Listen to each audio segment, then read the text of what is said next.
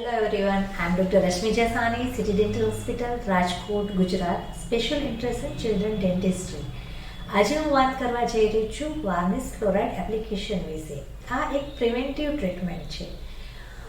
સડો થઈ ગયા પછી તો ઘણી બધી સારવાર આપણે ફરજિયાત કરવી જ પડતી હોય છે. સડો ન થાય એવું કરીએ તો કેવું, તો એમાં જ હેલ્પફુલ થાય એવી આ ટ્રીટમેન્ટ છે વાર્નિશ ફ્લોરાઇડ એપ્લિકેશન વિશે. હવે આનાથી ફાયદો શું કામ કરાવવી જોઈએ? કેમ કે આપણે ગુજરાતી રહ્યા તો પહેલો જ આવે કે શું કામ કરાવવી જોઈએ. તો જેવી રીતે આપણે મોબાઈલ લીધા પછી ફર્સ્ટ કામ શું કરીએ છીએ કે એની પર સ્ક્રીન ગાર્ડ લગાવવાનું. તો એ સ્ક્રીન ગાર્ડ છે આપણને સ્ક્રેચીસ સામે રક્ષણ આપે છે, નાનું મોટું વેર એન્ડ ટેર નથી થવા દેતું. સેમ વે ભગવાને આપણને આટલું સરસ ટીપ સેટ આપ્યો છે તો એમના વેર એન્ડ ટેરને રિપેર કરવાની અને સ્ક્રેચીસ કે કેવિટીઝ ન થાય એની જવાબદારી આપણી જ રહી. તો એમાં આ ફ્લોરાઇડ વાર્નિશ એપ્લિકેશન આપણને મદદરૂપ થાય છે. એ જો સડાની શરૂઆત માઇનોર થઈ ગઈ હોય તો એને પણ રિમિનરલાઇઝ કરી અને રિવર્સ કરવામાં મદદરૂપ થાય છે. અને સાથે સાથે જો સેન્સિટિવિટી થતી હોય, કવારો થતો હોય ટીથમાં, તો એમાં પણ આપણને રાહત આપે છે.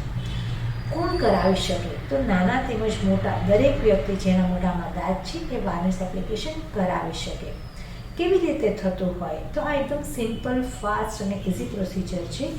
બધા જ દાંતમાં હાર્ડલી 3 to 5 મિનિટ્સ લાગે છે કરતાં. અને આવી રીતે એ એક મટીરિયલ આવે છે, ઇન્ડિવિજ્યુઅલ પર્સન માટે જ આવે છે. તમારી સામે જ ઓપન થાય અને આવી રીતે બ્રશની મદદથી મિક્સ કરી અને જેવી રીતે આપણે નેલ પેન્ટ કરીએ છીએ એવી જ રીતે આ ટીથ પેન્ટ કરી દેવામાં આવે છે.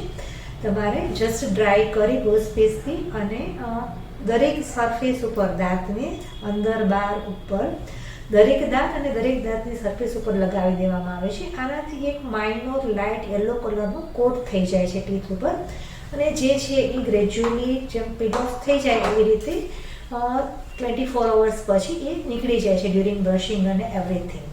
હવે આ કરાવ્યા પછી કાળજી શું રાખવાની? તો એને ડ્રાય રાખવાની જરૂર નથી, તમે તરત જ સ્પીટ આઉટ કરી શકો છો.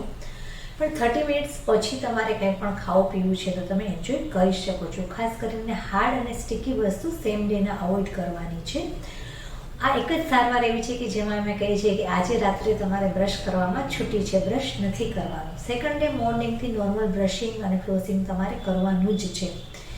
હવે આ કેટલા ટાઈમે રિપીટ કરવી જોઈએ? તો 3 months, 6 months કે યરલી, એ according to your oral hygiene અને condition of teeth dentist suggest કરતા હોય એ પ્રમાણે તમારે આને રિપીટ કરવું જોઈએ. તો હોપ તમને આ છે બધી જ ટિપ્સ છે એ ખૂબ જ ઉપયોગી લાગી હશે. So please like it, share it and subscribe our channel. Thank you.